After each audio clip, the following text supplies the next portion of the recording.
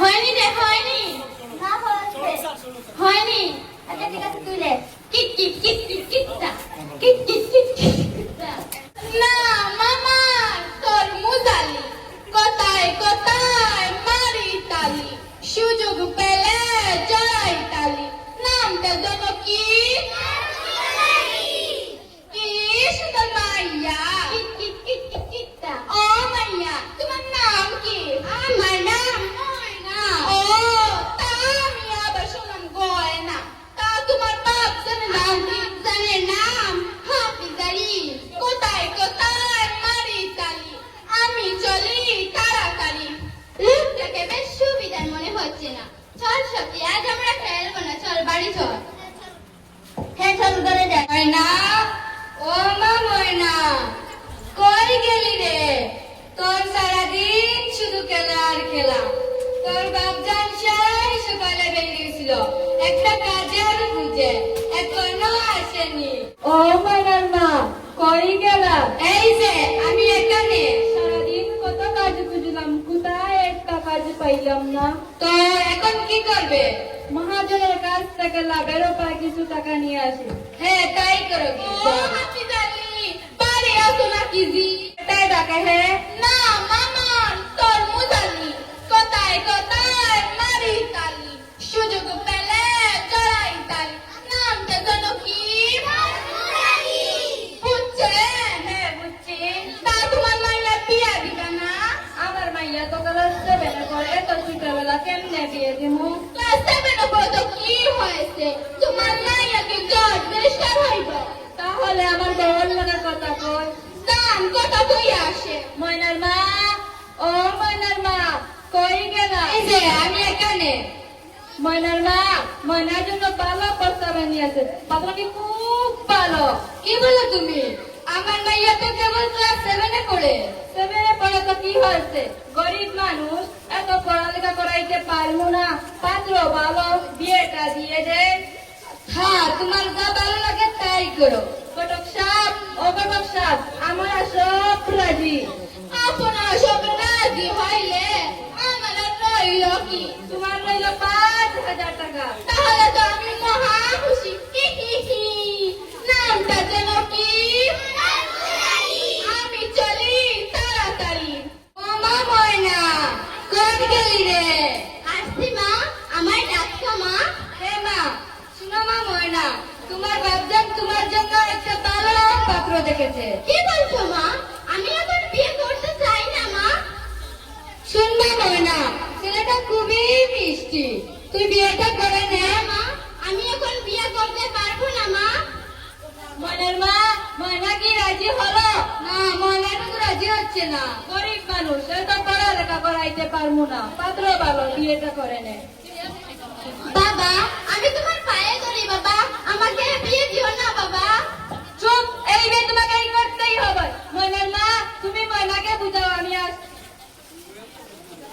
শুনবা ময়না, তুই রাজি হয়ে যা, গরিব মানুষ তো, দুবেলা দুমুঠো খেতে পারি না, ছেলেটা খুবই মিষ্টি, তুই রাজি হয়ে যা মা। না মা, আমি এখন বিয়ে করতে চাই না মা। শুনবা ময়না, তুই রাজি হয়ে যা, তোকে আমি মুচকে খাওয়াবো। না মা, আমি আর বিয়ে করতে চাই না। হে আল্লাহ, এ বিপদে কেউ কি নেই যে আমাকে রক্ষা করবে? হে আল্লাহ, আমাকে রক্ষা করো, রক্ষা করো। ও ইয়াসিন আলী, বাড়ি আসো নাকি? কোথায় কোথায় মারি তালি, সুযোগ পেলে জড়াই তালি, নামটা যেন কি? বুঝছেন? হ্যাঁ বুঝছি। তা তোমার ফুলা বিয়া দিবা না? দিবু তো অবশ্যই দিবু। মাইয়া তো দেখছি, মাশাআল্লাহ, ফুলা নায়িকার মতো।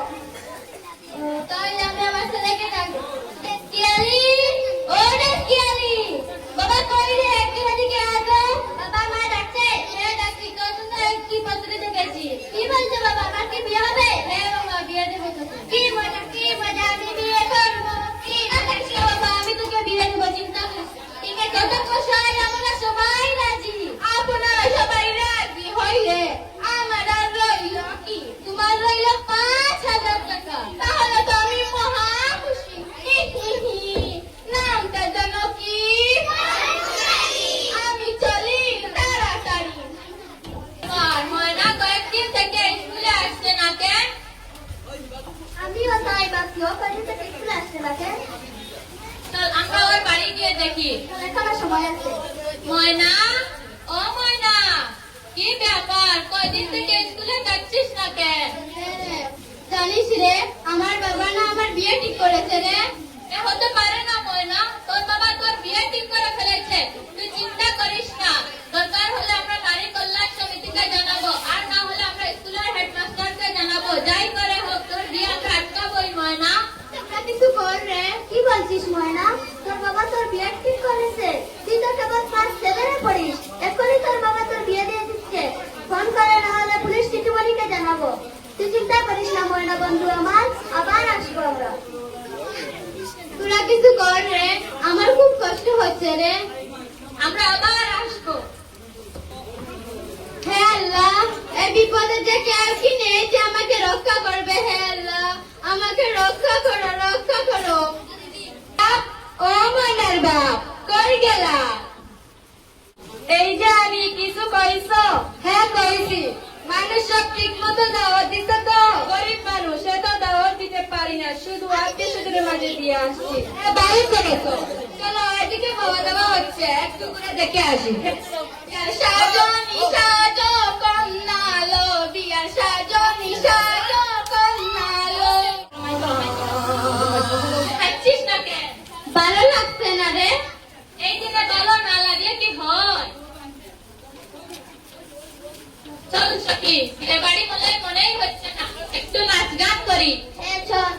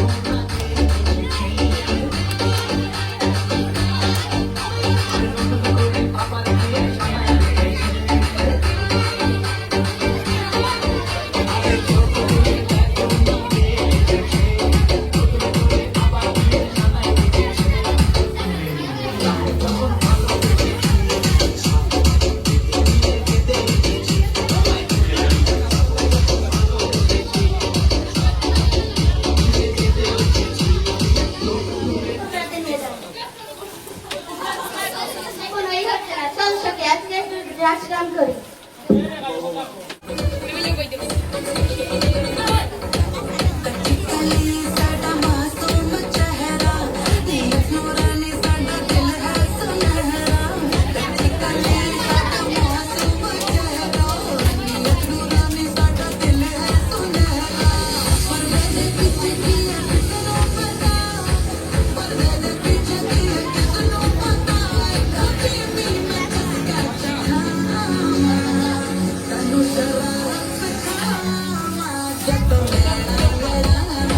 বন্ধু, এবার তোকে গোসল করাতে নিয়ে যায়।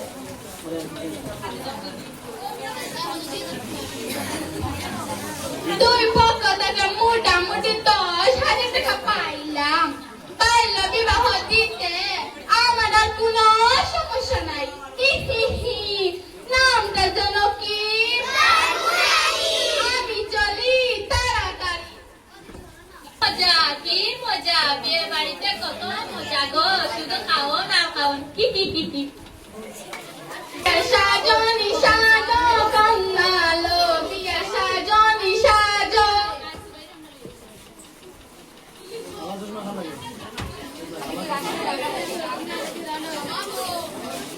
হ্যাঁ, নিয়ে আসিনি, এমনি বিয়ে পড়িয়ে দে। আপনি কাটটা দিন। এসব কার্ড নিয়ে আসিনি, এমনি বিয়ে পড়িয়ে দে। না না, আমি পারবো না, আপনার বিয়ে পড়াই দিন। আরে যান যান, আপনার মতন কাজে আমাদের লাগবে না। এখন আমি কি আর আপনার ছাড়া আর কেউ কাজই নেই। যান যান। আপনি তাহলে বিয়ে পড়া দিন, আমি চললাম। আরে গাড়ি সাহেব, রাগ করবেন না, নিজেদের মধ্যেই তো সবকিছু শেষ করলে। আরে বিয়ে সারেন, ওর মতন কাজে আমাদের লাগবেই না, সারেন। তুই কাজে কই গেল রে? গাড়ি সাহেব চলে গিয়েছে। তাইলে এখন বিয়েটা পড়াইবো কে? আপনি পড়িয়ে দে। না না, আমি বিয়ে পড়াতে পারবো না। আরে পড়িয়ে দেন, কিছু হবে না। না, আমি বিয়ে পড়াতে পারবো না। কিন্তু আমার একটা শর্ত আছে। কি শর্ত? আমার 3,003 টাকা চাই, পারবেন? হ্যাঁ, কিছু কম সম হয় না। না না, কম সম হলে আমি বিয়ে পড়াতে পারবো। তাহলে বিয়ে পড়িয়ে দে। আচ্ছা, সবাই বসুন। মেয়ের নাম কি? ময়না। মেয়ের বাবার নাম কি? হাফিজ আলী। ছেলের নাম কি? দেশকি আলী। ছেলের বাবার নাম কি? ইয়াসিন আলী। আলহামদুলিল্লাহ, সবাই বসুন।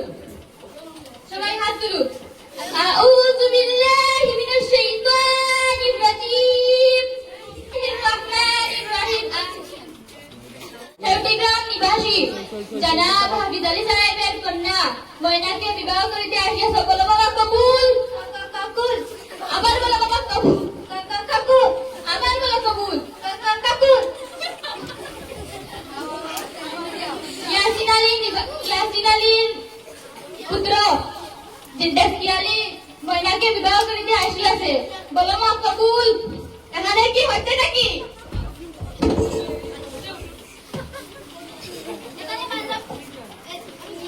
এখানে বাল্য বিবাহ হচ্ছে, আপনি কি দেখতে পাচ্ছেন না? আপনারা কি জানেন না বাল্য বিবাহ কত বড় অপরাধ? এখানে ঘটককে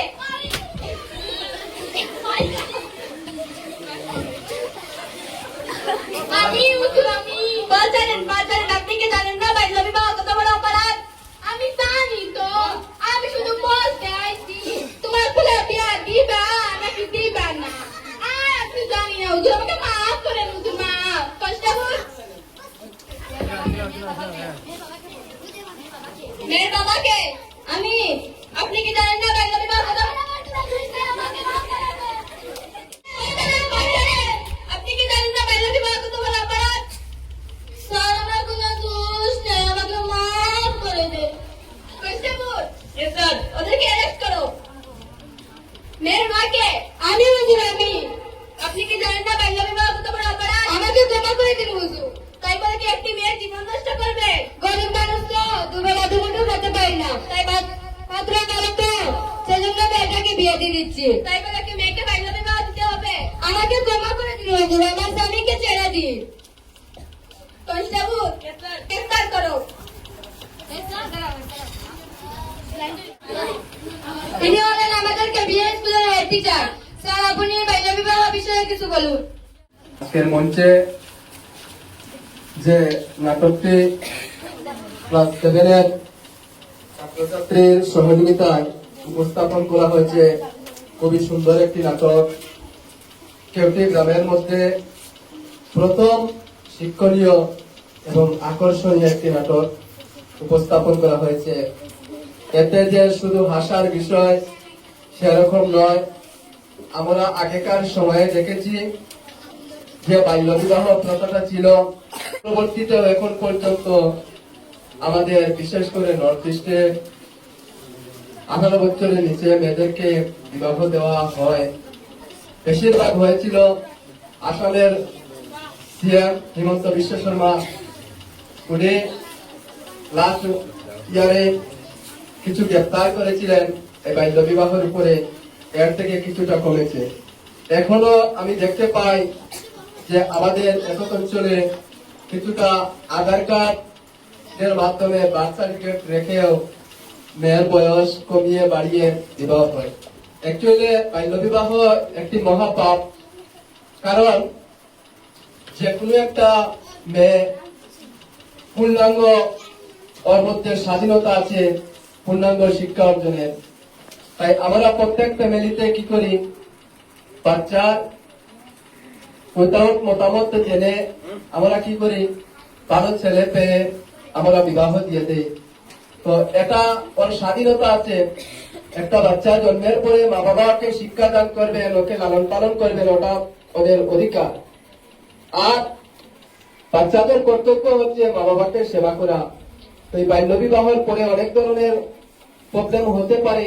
এখানে বাচ্চারা অনেক ছোটখাটো আছে, কারণ বিবাহের পরে আমরা সবাই এই সমাজে সবচেয়ে কম বয়সী পাত্রী খুঁজাই, কিন্তু বিবাহের পরে সেই পাত্রী গিয়ে শ্বশুর শাশুড়ি স্বামী সহ সবাইকে মেনটেন করতে হয়।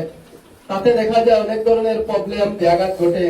তারপরে আবার তালাক সিস্টেম, সেটা প্রথা শুরু হয়ে যায়। তো এইরকম যে একজন নারীর অনেকটা কষ্ট হয়। আজকে তালাকের পর যদি একটা মেয়ে স্বাবলম্বী শিক্ষিত থাকে, তাহলে সে নিজের থেকে যে কোনো কাজ করে খেতে পারবে। আর যদি 7-8 পড়বে একটা মেয়েকে দেওয়া হয় তাহলে সে তার ভবিষ্যৎ কতদূর পর্যন্ত দেখতে পারবে না। সেজন্য আমি সবাইকে আহ্বান করি, আপ টু হায়ার সেকেন্ডারি পর্যন্ত একটা মেয়ের শিক্ষার প্রয়োজন আছে। কারণ 18+ যখন এজ হয়ে যাবে, 18+ না হলেও 2-3 মাস কম থাকলেও বিবাহ তারপরে দিয়ে দেন। ও পৃথিবী এবং জগৎ সম্পর্কে জানতে পারবে, পারিপার্শ্বিক সামাজিক অবস্থা সম্পর্কে। তারপরে আরো সমস্যা আছে যেগুলা পুঙ্খানুপুঙ্খ ভাবে তুলে ধরা যাচ্ছে না, সময় স্বল্প আছে। তারপরে এখানে অনেক ছোট বাচ্চারা আছে। আমরা দেখতে পাই সমাজে যে কিছু সময় কম বয়সী, অল্প বয়সী মেয়েরা গর্ভধারণ করার পরেও কি হয়, বাচ্চা প্রসবকালে অনেক মা প্রাণ হারায়। কত মাঝে প্রাণ হারায়, বাংলাদেশের বিখ্যাত শিল্পী শরীফুদ্দিনের গান আছে। তো এইরকম আমরা দেখতে পাই। তারপরে ওদের আরো বিভিন্ন ধরনের সমস্যা আছে। তাই আমরা একজন মানুষ পরিপূর্ণ হওয়া দরকার এবং সামাজিকভাবে সুষ্ঠুভাবে চলার জন্য ওকে সুন্দরভাবে শিক্ষিত হওয়া দরকার, যাতে পরবর্তী সময়ে ও সব ধরনের সবকিছু খাপ খাইয়ে আগ বাড়িয়ে সমাজের সবকিছু মেনটেন করে চলতে পারে এবং নিজের থেকে স্বাবলম্বী হয়ে গড়ে উঠতে পারে, যাতে ওকে কোনোদিন সামাজিক সমস্যার জন্য এই তালাক প্রথা বা ডিভোর্সে একজন নারী হিসাবে সমাজে কলঙ্কিত হতে না হয়। ধন্যবাদ। এই বলে আজকের এই নাটকের সমাপ্তি এখানে শেষ করলাম।